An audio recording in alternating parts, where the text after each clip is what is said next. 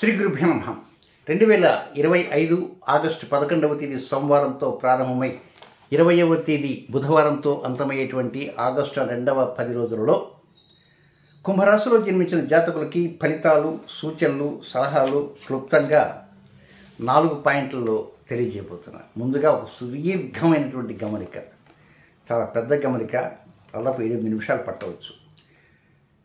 మీ రాశికి 7వ రాశి, మీ రాశి పేరు కుంభరాశి.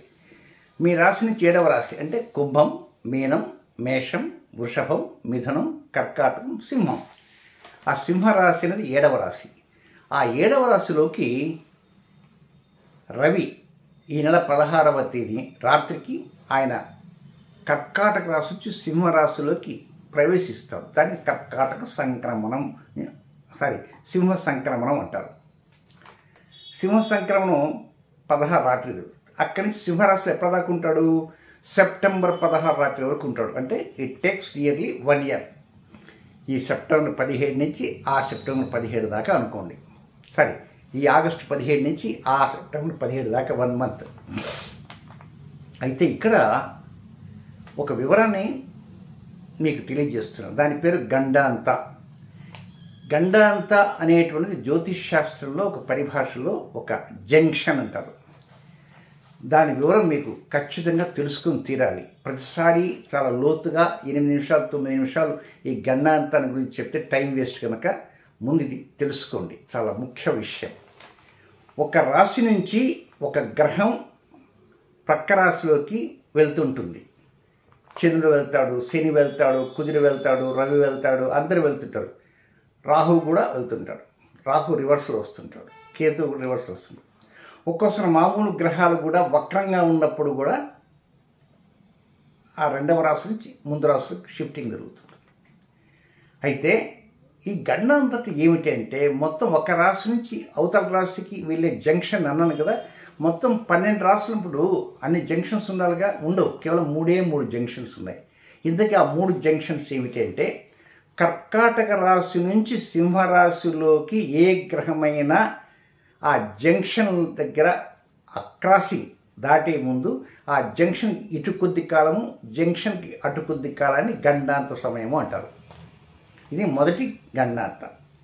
రెండవది వృశ్చిక రాశి నుంచి ధనుస్సు రాశిలోకి వెళ్ళే జంక్షన్కి ఇటువైపు కొద్ది సమయము, అటువైపు కొద్ది సమయాన్ని ఈ 2 రాశులకి మధ్య వారధి జంక్షన్, ఇంకా జంక్షన్కి అటు ఇటు సమయాన్ని గండాంత అంటారు. ఇది 2వ గండాంత. ఇక 3వ గండాంత మీనరాశి నుంచి మేషరాశికి, మీనం నుంచి మేషానికి, మీనానికి మేషానికి మధ్య జంక్షన్ ఉంటుంది. ఆ జంక్షన్కి ఇటువైపు కొద్ది దూరము, అటువైపు కొద్ది దూరాన్ని గండాంత అంటారు. ఇంకొంచెం అర్థం అయ్యే పరిభాషలో చెప్పాలంటే, విజయవాడ నగరం ఉంది. విజయవాడ నగరానికి హైదరాబాద్ నుంచి వెళ్తుంటే ముందేమొస్తుంది? గొల్లపూడి అని చిన్న టౌన్ వస్తుంది. ఆ విజయవాడ దాటిన తర్వాత గన్నవరం అని మరొక టౌన్ వస్తుంది. అంటే ఇప్పుడు ఈ జంక్షన్ గండాంత సమయం ఎక్కడ దాకా అంటే, ఇటు గొల్లపూడి నుంచి అటు గన్నవరం దాకా అని మీకు అర్థమయ్యే పరిభాషలో చెబుతున్నా. అలాగే ఈ జంక్షన్కి ఇటు ఒక పాదము, అటు ఒక పాదము. సైన్స్ ప్రకారం చెప్పాలంటే, యాజ్ పర్ డిగ్రీస్ చెప్పాలంటే 3 degrees 20 minutes. మొత్తం ఈ జంక్షన్కి అటు ఇటు కలిపి 6 డిగ్రీల 40 సెకండ్లు. ఇది గండాంత సమయము అంటారు. ఈ సమయం మంచిది కాదు, ఇది మంచిది కాదు. అయితే ఎలా మంచిది కాదు అనుకోవచ్చు, చెప్తా అది కూడా. ఈ గండాంతలో చంద్రుడు ఆ కొద్ది కాలాన్ని 6 degrees 20 minutesని జస్ట్ కొన్ని గంటల్లోనే మారిపోతాడు. అదే రవి అయితే 7 రోజులు 8 రోజులు పడుతుంది. అదే శని అయితేనా ఒక్కొక్కసారి నెల పైన పడుతుంది, ఇంకా అంతకంటే ఎక్కువ కూడా పట్టవచ్చు. కనుక ఆ గ్రహం యొక్క స్థితిని బట్టి, గ్రహం యొక్క రన్నింగ్ని బట్టి ఆ గండాంత సమయం ఉంటుంది. ఇప్పుడు కర్కాటక రాశి ఒక జలరాశి. ఈ జలరాశి నుంచి రవి సింహరాశిలోకి అంటే అగ్నితత్వ రాశిలోకి ప్రవేశిస్తున్నాడు. ఏముందండి, ఎవ్రీ ఇయర్ ఉంటుంది కదా. నిజమే, ఎవ్రీ ఇయర్ ఉంటుంది. కొన్ని అగ్నితత్వం నుంచి జలతత్వానికి వస్తుంటాయి. ఇప్పుడు ఉదాహరణకి అక్కడికి గురువు వెళ్ళాడు అనుకుందాం. గురువో శుక్రుడో శనో బుధుడో వెళ్ళాడు అనుకుందాం. కుజుడో వెళ్ళి మళ్ళీ వక్రం చెంది ఆ అగ్నితత్వం నుంచి జలంలోకి వస్తారు. అది కూడా గండాంతే. అయితే ఈ గండాంత జలము అగ్ని అనేటువంటి బిట్ దగ్గర ఒక చిన్న ఎగ్జాంపుల్ చెప్తా. ఇది ఒక ఇనప కడ్డీ. ఇట్స్ నాట్ పెన్, ఒక ఇనప కడ్డీ అని కాసేపు అనుకుందాం. దీన్ని కొలిమిలో పెట్టి బాగా వేడి చేస్తాం. ఒక పావు గంట అరగంట వేస్తే బాగా నిప్పు కణికలాగా తయారైపోయింది. పట్టుకుంటే చర్మం ఊడిపోతుంది.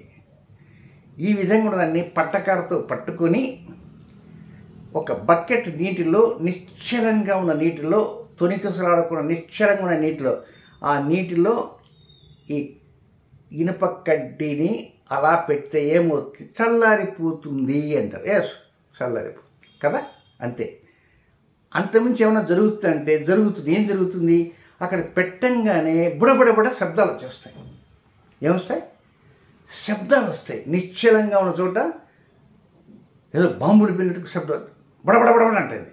దీంతోపాటు మనం చూస్తుంటాం కనుక అక్కడ ఏం జరుగుతుందని ఆ నీళ్లు చింది, చన్నీళ్ళు కాదు, ఆ కొద్దిసేపట్లో వేడి చుక్కలు ముఖాన పడతాయి. తర్వాత నిదానంగా చల్లారుతుంది. ఇది ఇమీడియట్గా మనకు కలపడేటువంటి యాక్షన్.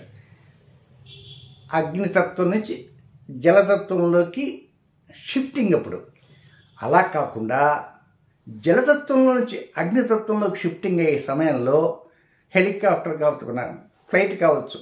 ఢిల్లీ నుంచి ఫ్లైట్ వచ్చేసింది హైదరాబాద్కి. రాగానే రెండు హైదరాబాద్ వచ్చిన తలుపులు వెంటనే తీయరు. It takes sometimes 4 or 5 minutes చూస్తారు. అంటే ఫ్లైట్కి బయట టెంపరేచర్కి దీంతో సమన్వయం అయ్యే విధంగా, టెంపరేచర్తో ఈక్వల్ అయ్యే విధంగా ఇదంతా ఏసీలో తిరిగి వస్తాం. ఉన్న పరంగా ఎండల కాలం అనుకోండి, ఇంకొంచెం ఎక్కువ టైం పడుతుంది. మీరు ఒకవేళ మామూలుగా మంచి రోహిణి కార్తెలో కారులో 100 kilometers ప్రయాణం చేసి మధ్యలో కారు ఆపేసి 10 నిమిషాలు ఎండలు నిలబడ్డాం అనుకోండి, ఎండబెట్ట దొరుకుతుంది. ఒక్కోసారి ప్రాణహాని కూడా దొరుకుతుంది. అది కంటికి కనపడదు ఎమ్మడే. ఈ జలం నుంచి అగ్నికి రావటం కంటికి కనబడదు, బట్ అగ్ని నుంచి జలానికి రావటం కంటికి కనబడుతుంది. ఇది గండాంత సమయము అంటారు. ఇప్పుడు ఈ మాట ఎందుకు చెబుతున్నాను అంటే, ఇందాక చెప్పాను కదా, విజయవాడకి ముందు గొల్లపూడి అటు గన్నవరం లాగా ఈ సింహరాశి జంక్షన్, కర్కాటక రాశి సింహరాశి జంక్షన్ ఉంది కదా, ఈ జంక్షన్కి ఇటువైపున ఆశ్లేష నక్షత్రం 4వ పాదము, ఇటువైపున మఖా నక్షత్రం 1వ పాదం. అంటే ఆశ్లేష 4వ పాదం ఫుల్, మఖా నక్షత్రం 1వ పాదం ఫుల్. ఈ 2 పాదాలు 6 degrees 20 minutes ఉంటాయి. కనుక రవి ఆరోగ్యప్రదాత మీకు 7వ స్థానంలోకి వస్తున్నాడు. కనుక 13వ తేదీ, ఈ ఆగస్టు 13వ తేదీ మధ్యాహ్నము 2:36 ఆ గండాంత జంక్షన్కి ముందుండే గండాంతలోకి వచ్చేస్తాడు. గండాంతనే గండం అనుకోకూడదు, దాని పేరు గండాంత. అక్కడి నుంచి నిదానంగా జంక్షన్కి వస్తాడు. జంక్షన్ నుంచి మళ్ళీ నెక్స్ట్ గండాంత ఎండింగ్కి వస్తాడు. గండాంత ఎండింగ్కి ఎప్పుడు వస్తాడు? ఈ ఆగస్టు 20వ తేదీ మధ్యాహ్నం 1:01. సో ఇది జంక్షన్ కదా, ఈ జంక్షన్లో గండాంత ప్రారంభం, గండాంత స్టార్ట్, గండాంత ఎండ్. ఇక్కడి నుంచి ఇక్కడ దాకా 8 రోజులు పట్టింది. ఇది రవి గనక. ఈ 8 రోజులు ఇప్పుడు చెప్పబోయే రాశి ఫలితాల్లో 8 days ఉన్నాయి. అది కథ. పైగా ఆయన ఆగస్టు 16వ తేదీ రాత్రికి సింహరాశిలో ప్రవేశించగానే అక్కడ వెంటనే హాయిగా ఇట్లా వింజామలు వీచి దా దా దా మహానుభావ రా కూర్చో తాపీగా అని ఇచ్చేవాడు ఎవడు లేడు. దా దా నేనున్నా, నీ అంతు తెలుస్తాను, ఏమనుకుంటున్నావు అని అక్కడ ఎదురుగా కేతుకు ఉంటాడు, బద్ధ శత్రు. ఆయన ఇల్లు సొంతిల్లే, రవి సొంతిల్లే సింహరాశి అయినప్పటికీ గడగడ గడగడ వణుకుతూ ఆ రాశిలోకి వెళ్ళిపోతాడు. ఆ తర్వాత చంద్రగ్రహణం వస్తుంది, ఆ కథ తర్వాత ఇప్పుడు వద్దు. కనుక ఈ ఆగస్టు 16వ తేదీ రాత్రి నుంచి సెప్టెంబర్ 16వ తేదీ రాత్రి దాకా బిక్కు బిక్కు బిక్కు బిక్కుమంటుంటాడు రవి. ఆ 30 రోజుల పాటు దాన్ని జ్యోతిష పరిభాషలు ఏమంటారు తెలుసా? రవికేతు సంయోగం అంటారు. రవికేతు సంయోగం. కానీ ఈ రవికేతు సంయోగం ఎలా ఉంటుంది, కథ ఏంది, కమావేశం అంటే నెక్స్ట్ వీడియోలో మనం చెప్పుకుందాం. కనుక ఈ 8 రోజుల్లో మీరు కుటుంబ వ్యక్తులతో, ముఖ్యంగా వివాహమైనటువంటి వారు శ్రీమతితో కానీ శ్రీవారితో కానీ పేచీలు పడద్దు. అలాగే ప్రేమికులుగా ఉండేవారు అనవసరంగా అరుచుకోవడం ఇవ్వద్దు. అలాగే వివాహం కానటువంటి అమ్మాయిలు, వివాహం కానటువంటి అబ్బాయిలు ఏదైనా ఈ 8 రోజుల్లో ఖచ్చితమైన నిర్ణయానికి రావద్దు. కాస్త పెండింగ్ పెట్టుకుని ప్రయత్నం చేయండి. వ్యాపార భాగస్వాములు ఉండేవారు కూడా తొందరపడి అటు ఇటు తేల్చేద్దాం, ఇది చేద్దాం, అది చేద్దాం, ఓ మంచి నిర్ణయాలు చేద్దాం, ఏ నిర్ణయాలకి కట్టుబడకుండా, హామీలు ఇవ్వకుండా చల్లగా ఈ 8 రోజులని నెట్టుకోవడానికి ప్రయత్నం చేయండి. సమస్య అంటే ఏముండవు. అనవసరంగా వచ్చింది నెత్తిన పట్టం ఎందుకు, కొంచెం ప్రశాంతంగా ఉండేది. సో గండాంతం గుర్తుంది కనుక ఈ గండాంతని గురించి నెక్స్ట్ టైంలో ఈసారి గండాంత సమయం వచ్చిందంటే టేక్ కేర్ అని గుర్తుపెట్టుకోవాలి. చూడండి, దాదాపు 10 నిమిషాలు అయిపోయింది. ఇక నెక్స్ట్ రెండవ గమనిక, సెప్టెంబర్ నెలలో వైజాగ్ సిటీలో నేను 2 రోజులు అపాయింట్మెంట్స్ ఇస్తాను. అలాగే బెంగళూరు సిటీలో మరొక 2 రోజులు సెప్టెంబర్ నెలలో అపాయింట్మెంట్ ఇస్తాను. నెంబర్ 9348632385 తమిళ మీద ఉంటుంది. అపాయింట్మెంట్స్ కావాల్సిన వారు సంప్రదించవచ్చు. నెక్స్ట్ కుంభరాశిలో మొదటి పాయింట్కి వెళ్దాం. 11వ తేదీ ఉదయం నుంచి 12వ తేదీ ఉదయం 6:11 వరకు ఆనందంగా గడిచిపోతుంది. ఏం ఇబ్బంది లేకుండా మనసు ప్రశాంతతగా ఉంటుంది. కొంత శారీరక ప్రశాంతత, ఏదైనా హ్యాపీగానే గడిచిపోతుంది. ఏదైనా ఉన్నా చాలా వెరీ మైనస్ పాయింట్స్ తప్ప అంతకంటే ఎక్కువ ఏం లేవు. ఇక రెండవ పాయింట్, 12వ తేదీ ఉదయం 6:11 ప్రారంభమై 14వ తేదీ ఉదయం 9:07 వరకు వచ్చే సమయం అంతా కొంచెం ఎదుటి వారిని దృష్టిలో పెట్టుకుని, వారు మనకంటే పెద్దవారు కావచ్చు, మనకంటే చిన్నవారు కావచ్చు, అయినప్పటికీ వారికి కొంచెం వినయము, విధేయతలు అంటూ ఇస్తున్నట్టుగా మాట్లాడాలి. అంతే తప్ప ఒరే తురే అనకూడదు. గౌరవం అంటూ ఉండాలి. దూషణలు, తిట్లు పనికిరాదు. కొంతమంది బూతులు ఎదురుతుంటారు. అలాంటి బూతులు రాకుండా జాగ్రత్తగా ఉండాలి. కుటుంబ సభ్యులతో కూడా సమన్వయం చెందుతూ సమిష్టిగా అన్ని పనులు చేస్తున్నారు తప్ప ఆవేశాలు రానియకుండా జాగ్రత్త పడాలి. కొంచెం డబ్బులు కూడా ఈ 12వ తేదీ ఉదయం నుంచి 14వ తేదీ ఉదయం 9:07 దాకా డబ్బులు ఆ తల్లి మహాలక్ష్మి తల్లి కూడా ఎందుకు ఆయన పక్కింట్లో పని ఉందో, వెనకింట్లో పని ఉందో, నేను మళ్ళీ వస్తాను రా బాబు అని వెళ్ళిపోయింది. కానీ కొంచెం డబ్బులకు కూడా కొంచెం కష్టతరంగా ఉంటుంది. అప్పులు మాత్రం తొందరపడి చేయకండి. గండాంత కూడా ఉంది కనుక దంపతుల మధ్య కలహాలకు జోలికి వెళ్లకుండా ప్రశాంతంగా ఉండడానికి ప్రయత్నం అంటూ చేయండి. నెక్స్ట్ 3వ పాయింట్, 14వ తేదీ ఉదయం 9:07 మొదలై 16వ తేదీ మధ్యాహ్నం 11:44 వరకు తోబుట్టువులతో సరదాగా గడుపుతుంటారు. మిత్రులతో కావచ్చు, హితులతో కావచ్చు, సన్నిహితులతో కావచ్చు, ఏదైనా పుణ్యక్షేత్రాలు వెళ్దామనో, ఎక్స్కర్షన్ వెళ్దామనో జాగ్రత్తగా ఆచితూచి వెళ్ళండి.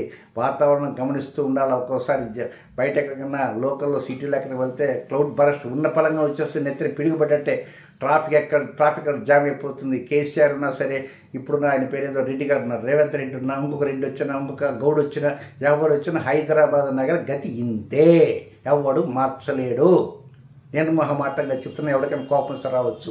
ప్రతివాడు మాటలు చెప్తారు, పబ్బం గడుపుకుంటారు, 5 సంవత్సరాలు ఉంటారు, వెళ్ళిపోతారు. కానీ హైదరాబాద్ నగరానికి కర్మ ఇంత జీవితకాలం అంతా ఇలాగే కొనసాగాల్సిందే. నెక్స్ట్ ఏంటంటే చాలా జాగ్రత్తగా ఉండాలి. అనవసరంగా కొంచెం ఎక్స్కర్షన్స్, పిక్నిక్స్ పెట్టవద్దు. కొంచెం ఏదో వాతావరణంలో కూడా మార్పులు గమనిస్తూ వెళ్ళాల్సిన అవసరం ఉంది. తోబుట్టులతో కూడా మాట్లాడేటప్పుడు సరదాగా మాట్లాడి, తోబుట్టులు ఇంటికి ఆహ్వానించినా కూడా కొంచెం జాగ్రత్తగా వెళ్ళి ట్రాఫిక్లో జాగ్రత్త చూసుకోవడానికి ప్రయత్నం చేయండి. నెక్స్ట్ 4వ పాయింట్, ఇది కొంచెం సంతాన విషయాలకు సంబంధించి ఉద్యోగ వ్యాపారం ఉంది. ఇది ఎప్పుడంటే 16వ తేదీ మధ్యాహ్నం 11:44 ప్రారంభమై 20వ తేదీ అర్ధరాత్రి వరకు ఉండే సమయం అంతా కూడా వ్యాపారాలు, ఉద్యోగాలు, వ్యవహారాలు, మీ స్వయం ఉపాధి రంగాలు, మీరు ఏదైనా డబ్బు సంపాదిస్తుంటే డబ్బు ఏదో ఒకటి ఉంటుంది, కాంట్రాక్ట్లు అవే ఉంటాయి కనుక వాటి ద్వారా ఏదో లేకపోతే నాలాగా జాతకాలు చెప్పుకొని బతకటము ఏదో ఉంటుంది కనుక అలాంటి వారు కానీ, అలాంటి ఆరోగ్య విషయాల్లోనూ, ఉద్యోగ విషయాల్లోనూ, అది ప్రైవేట్ కావచ్చు, లేకపోతే ప్రభుత్వ ఉద్యోగం కావచ్చు, పక్క సహా ఉద్యోగస్తుల్లో సంతాన విషయాల్లో ముఖ్యంగా సంతానంతో కూడా వారు ఏదో వాళ్ళ కోరికలు వారికి ఉంటాయి, మీ కోరికలు మీకుంటాయి, మీ కోరికలు వారికి చెవి ఎక్కువ, వారి కోరికలు మీకు చెవికి ఎక్కువ కనుక మధ్యలో ఏదో కొంత స్తబ్దుగా బట్టి నడుస్తుంటుంది. కనుక ఇద్దరు ఎడముఖాలు పడముఖాలు ఉండే కాదుగా పిల్లల్ని పిలిచి ఆయన ఏంటిరా బాబు ఏంటి సంగతి ఏమైనా ప్రేమించావా అదే దోమ ప్రేమ అంటే కనుక్కొని చేయాలా, లేకపోతే అది ఉద్యోగ విషయంలో కావచ్చు, లేక ఆరోగ్య విషయాల్లో కావచ్చు, లేక విద్యా విషయాల్లో కావచ్చు. ఎంఎస్ పోదామని అనుకుంటారు, ఇక్కడ వెళ్ళటానికి అవకాశాలు ఉండవు. కనుక ఏవో రకరకాలు ఉంటాయి కనుక వాటి గురించి కూడా కొంత ఆలోచన చెందుతూ చేయాలి. ఎప్పటి నుంచి 16 మధ్యాహ్నం నుంచి 20 రాత్రి దాకా. దీంతోపాటు పై అధికారులతో ఏదన్నా కాల్ వచ్చిందనుకో చాలా వినయంగా ఉంటాను, ప్రయత్నం చేయండి. ఆడు నాలో ఉంటాడు, ఒకటికి వెళ్ళిపోతాడు, ఏంటి వాడు వీడు వద్దు. ఈ మధ్యకాలంలో అరే తురే అనేటువంటి మాటలు కూడా ఒక్కోసారి కొంత పెద్ద వాళ్ళని పట్టుకొని అంటున్నారు చాలామంది. ఏదో వీటిలో కూడా ఎవరు చెప్తుంటే విన్నా. కనుక ఎవరికి ఉండేటువంటి విలువలు వారికి ఉంటాయి, కానీ ఆ విలువలుని మనం కాలు రాసే విధంగా కొంచెం దూషించే విధంగా అంటే కష్టంగా ఉంటుంది. కనుక కొంచెం అధికారులకి గౌరవిస్తూ మీ మీద ఇలాంటి ఇబ్బందులు పెట్టకుండా సార్ చెప్పండి సార్, అలాగే కొంచెం చిన్నవని మందహాసం తెచ్చుకుంటూ చేస్తూ పబ్బం గడుపుకోవడానికి ప్రయత్నించాడు. లోపల కడుపులో ఇంత ఉండని, కానీ పైకి మాత్రం అహహా ఓహో అంటూ ఉండాలి. ఉంటేనే పని జరుగుతుంది, లేకపోతే పని జరగదు. నేను ఒక్కోసారి చాలా కొన్ని విషయాలు చాలా గట్టిగా ఉంటాను, అది కాకపోతే ఇదేని. కానీ అప్పుడు తప్పదు, మరీ గట్టిగా పెట్టుకుంటే గట్టిగా లాగితే ఏమవుతుంది, అటు ఇటు లాగితే దారం తెగిపోతుంది. కనుక అటు ఇటు చూసుకుంటూ మాట్లాడాలా. కనుక సంతాన విషయాల్లో కూడా జాగ్రత్త ఉండాల్సిన అవసరం ఉంటుంది. ఇకపోతే కుంభరాశిలో జన్మించినటువంటి జాతకులకి నక్షత్రం వ్యతిరేక సమయాలు ఉన్నాయి కనుక అవి ఏమిటో చెప్తాను. ధనిష్ఠ నక్షత్రం 3, 4 పాదాల్లో జన్మించిన జాతకులకి 15వ తేదీ శుక్రవారం ఉదయం 7:36 నుంచి 16వ తేదీ శనివారం ఉదయం 6:06 వరకు అనుకూలమైన సమయం కాదు. నెక్స్ట్ 2వ నక్షత్రం శతభిష నక్షత్రంలో జన్మించినటువంటి జాతకులకి 16వ తేదీ శనివారం ఉదయం 6:06 ప్రారంభమై 17వ తేదీ ఆదివారం ఉదయం 4:38 వరకు అనుకూలమైన సమయం కాదు. రొటీన్ కార్యక్రమాలతో చక్కగా చేసుకోవచ్చు. కొత్త కార్యక్రమాలకి ఇది వ్యతిరేక సమయం. నెక్స్ట్ పూర్వభాద్ర నక్షత్రం 1, 2, 3 పాదాల్లో జన్మించినటువంటి జాతకులకి 17వ తేదీ ఆదివారం వేకుంజామున 4:38 ప్రారంభమై 18వ తేదీ వేకుంజామున 3:17 వరకు అనుకూలమైన సమయం కాదు. రొటీన్ కార్యక్రమం మొత్తం చక్కగా చేసుకోవచ్చు. ఈ గండాంతరంగానే ఎక్కువ కంగారు పడద్దు, గండాంతరం తెలుసుకోవాలి. కనుక ఏదైనా 13వ తేదీ నుంచి 20వ తేదీ వరకు ప్రతి విషయంలో ఆచితూచి అడుగులు వేస్తూ ఉండాలా. అనవసరంగా ప్రేమికులుగా వారు ఇలాంటి వారు కొంతవరకు కోపతాపాలకి కొంచెం దూరంగా ఉంటే మరింత మంచిది అని నేను తెలియజేస్తున్నాను. శుభం.